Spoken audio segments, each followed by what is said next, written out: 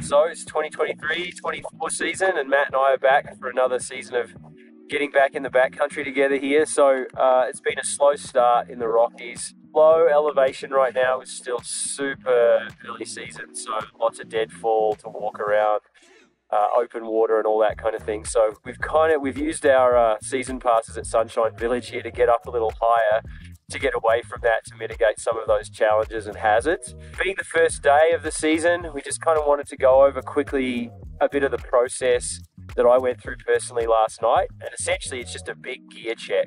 Sort of pulled everything out, checked all the screws and everything on all my bindings, made sure that all the gear was in my backpack, which some of it wasn't. I'd at some point taken my first aid kit out, I couldn't find it. Making sure my spare parts kits were intact, all the cable ties, duct tape, and that were kind of in there. And then also with the trip planning today, first day of the season, checked out the forecast, but just taking it very, very easy. Planning on a shorter day, going to dig a couple of pits, see a couple of different aspects, and just learn a little bit about the snowpack and just ease the legs back into it, because not as fit as the spring last year. So yeah, we're going to get into it here in the Sunshine Backcountry, and we'll check back in soon.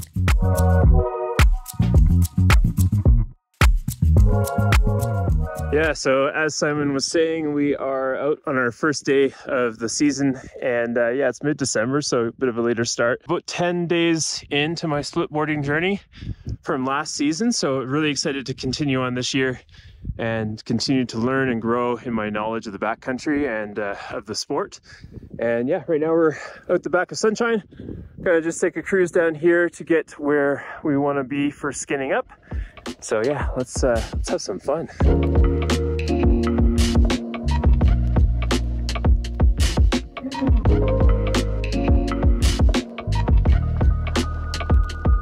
Well, that was the first run of the season, so that was pretty fun. Low angle, like pow, was awesome. Good way to start the day. Trees are really caked. That's crazy for out here, hey?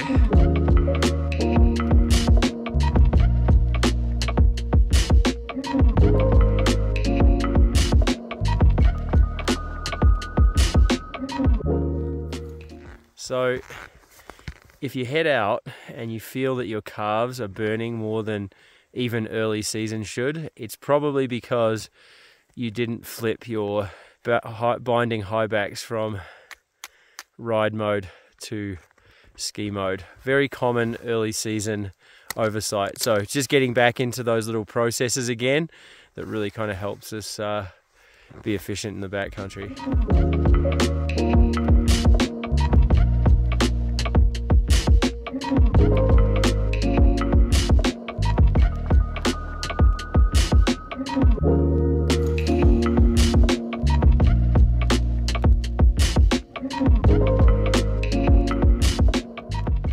So one of the things we didn't talk a lot about last season in the episodes was poles. Pretty important tool, something that snowboarders aren't super familiar with. You'll notice here, these are pretty banged up. These are not my normal touring poles. I kind of pulled these out of the bottom of a barrel in my garage last minute because my other set were elsewhere. But you'll notice one of them has the loop on it and one doesn't. The general consensus is this is better backcountry practice than this. This is just an additional snag hazard. If you did get caught in an avalanche or something, this could get wrapped around your wrist or your thumb or whatever. And the less things you have attached to your extremities in an avalanche, the better. So in best practices, this should be taken off. One other thing we're just going to talk about here is hand position on poles.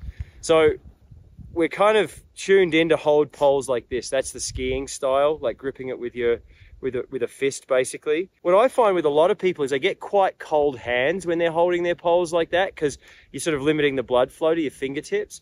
So I tend to encourage people to just rest their hands on top of the pole like that when they're just cruising in flats or just cruising in mellow terrain, and just kind of gripping it with the thumb. That way your hands are open and it allows better blood flow. When we move into steeper terrain, we often see people kind of struggling with how they use their poles. What I tend to do is these poles here have a grip built into them. So as things get steeper, this is further to reach, so I'm still going to hold the top of the pole, but I'm going to start to shorten my grip up. So if I'm holding the pole here, I'm having to kind of lift it, and that's quite a lot of energy. If I just drop my hand down lower on the pole, I still get that balance, but I don't have to lift it nearly as far for it to be useful and effective. If your poles don't come with a grip, you can just use hockey tape or some kind of foam and sort of manufacture it yourself. And it is really nice because it gives you a better grip rather than just being on the raw aluminum where your hands kind of slip up and down on it. So they're just a couple of little tips and tricks with the poles. I'd encourage you to take the loops off. I'll take this one off when I get home.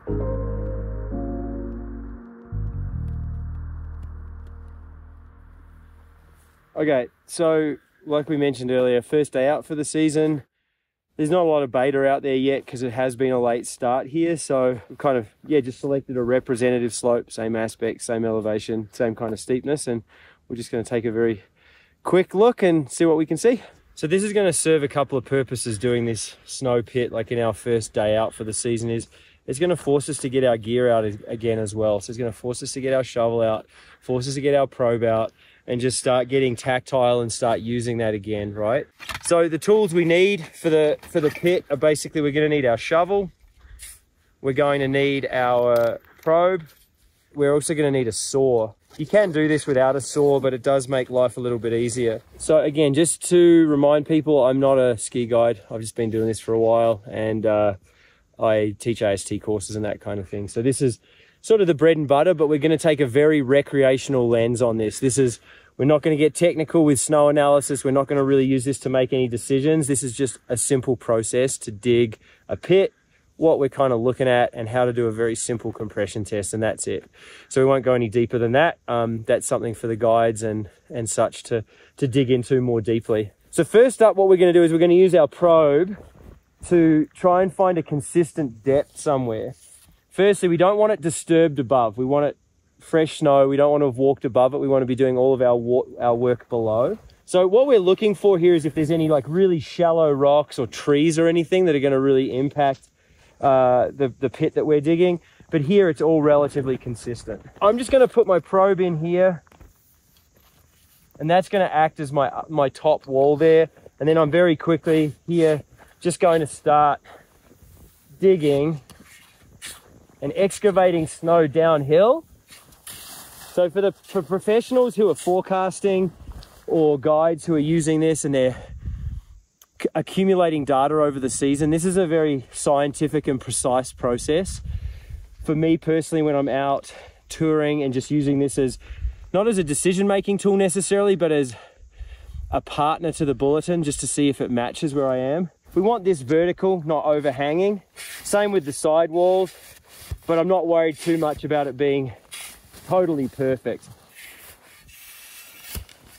Just carve this off a little bit. Got to be a little bit OCD about this, but not too much. So first things first, we can kind of look at this side wall and see if there's any layers of note. In the sunny part here, to the naked eye, I can't see a lot. Unfortunately, just below this shadow line, I very much can see a layer here. There's a very dramatic transition there from this presumably storm snow into some older kind of facety kind of snow down here. So we just kind of get a bit of a visual. You can measure the stiffness of snow. People who are forecasters and such, they use fists. So if you push and your fist goes into it, it's considered not very dense snow. You can then go like 4 fingers is a little bit stiffer, but it still pushes in. Then we drop to 1 finger. So that's an even stiffer kind of a slab. Okay, and then we can use a pen and a knife. Again, not going into any details, but something you can play around with. So I'd encourage you, if you haven't taken an AST course, take an AST course, because I'll talk about this in more detail, but just play around with it. The next step of this is kind of building the compression test, like building the column. A very technical saw cover there. We just want this to be approximately 30 centimeters by 30 centimeters by 30. And we want it relatively square. It's about the size of a shovel blade. If you have a smaller shovel, make a smaller square. Question for you. Yeah. Are saw blades measured at 30 centimeters for the most part? More or less. Like this one here they all have markers on them. Oh, nice. So 30 centimeters goes to here. I think 35 is all the way to the butt on this one. We want to make sure that we cut relatively vertically. Okay, all the way down.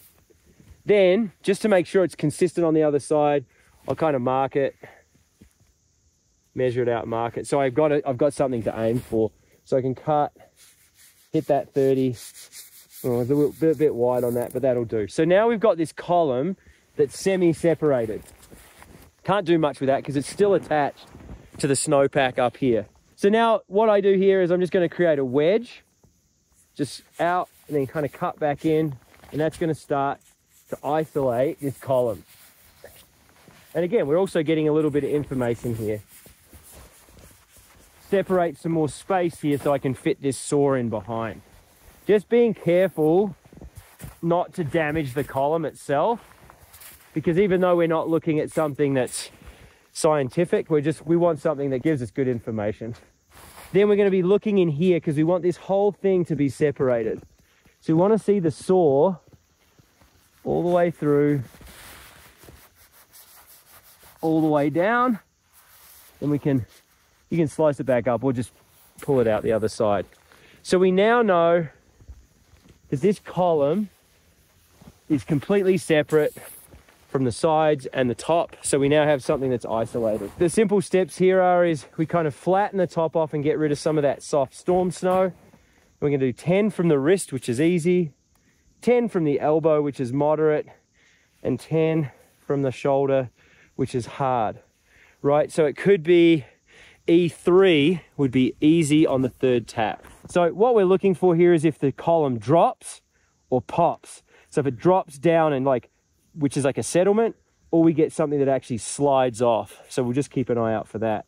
So 1, 2, 3, 4, 6, 7, 8, 9, 10.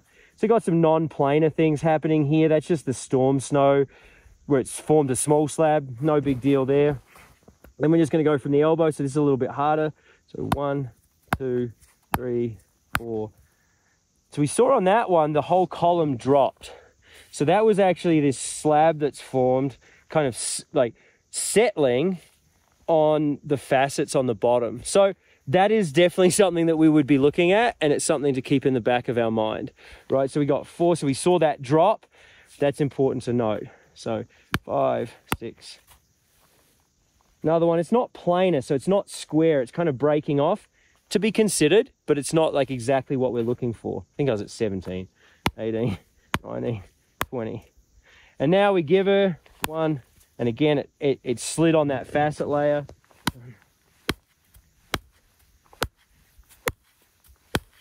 Oh, there we go. Good, I'm glad we got that. So then we had that slab came off on probably a buried surface or a rain crust or something like that, which we're not going into, but that's what we're looking for. That's that planar fracture. When you see the video footage of big slab avalanches happening and you see it looks like a spider web, like it looks like a window pane breaking, that's what's happening. So that's something definitely to consider. We're skiing really mellow terrain today, so we're not going to do too much with this, but it certainly does match some of the stuff we're seeing in the forecast today. So that's it.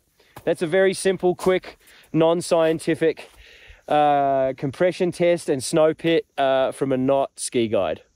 So one last thing in the name of backcountry etiquette is fill in your damn snow pits, okay? I was actually talking to a buddy yesterday about a story from the coast where off the back of Seymour, people had dug a snow pit, didn't fill it in, it set up like ice overnight, and someone broke their leg skiing into it in bad visibility. So here in the Rockies, we don't tend to get that dramatic freezing, but what we want to do, if someone comes rolling over this with a ton of speed, or they're in the middle of like a trick or something like that, we don't want them to come super fast into just like a big hole that could potentially injure them. So just do your best to kind of fill it in and make it a bit of a softer transition if someone does run into it.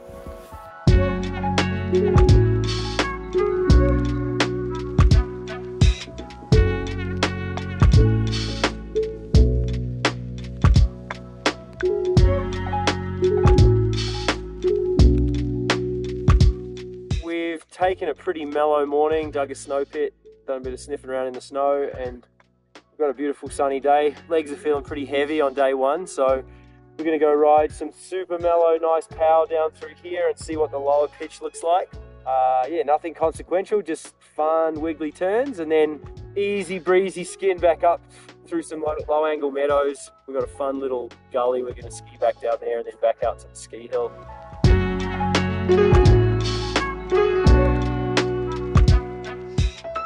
Getting there. Simon's at the top. He's transitioning already. I'm catching up again as usual, but great first day out so far. And I think we're gonna score some decent turns on this little section right here, so I'm pretty stoked about that.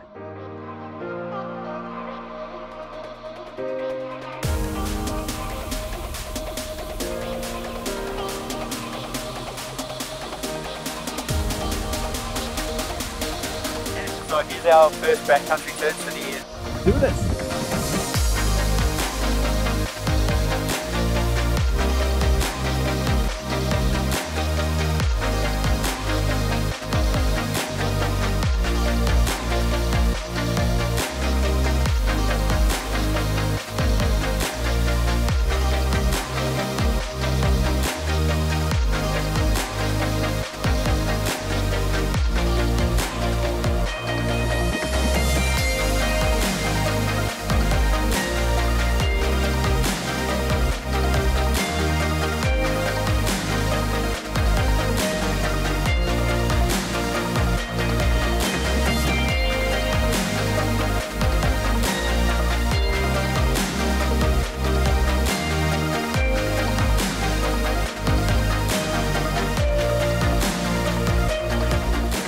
We're at our next transition spot, and we're gonna ride down over here, back to the bottom, head back up Standish, kind of back up onto the runs over there, and then make our way down to the parking lot.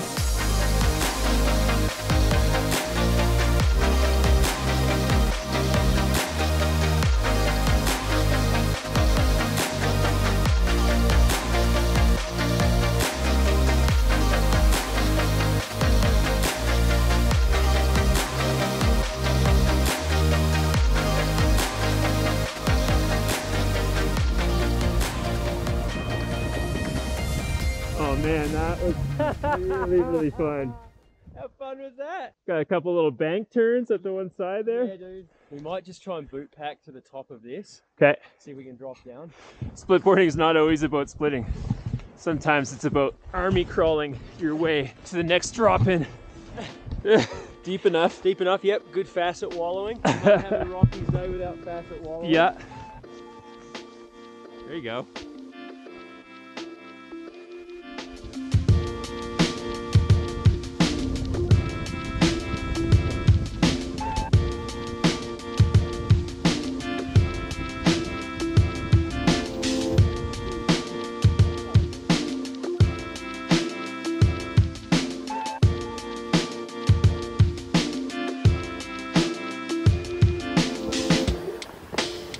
Drop the phone.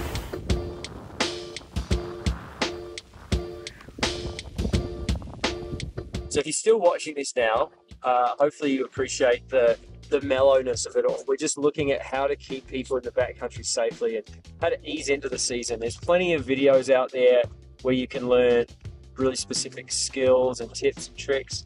We try and smatter those in and come up with a process that allows you to continue to learn it and improve as a beginner or an intermediate splitboarder. We hope you enjoyed the video. If you did, we'd be stoked if you subscribed. If you've got any questions or comments or observations, we'd be stoked if you put them in the section below. And for more information, you can check us out at splitboardhq.com.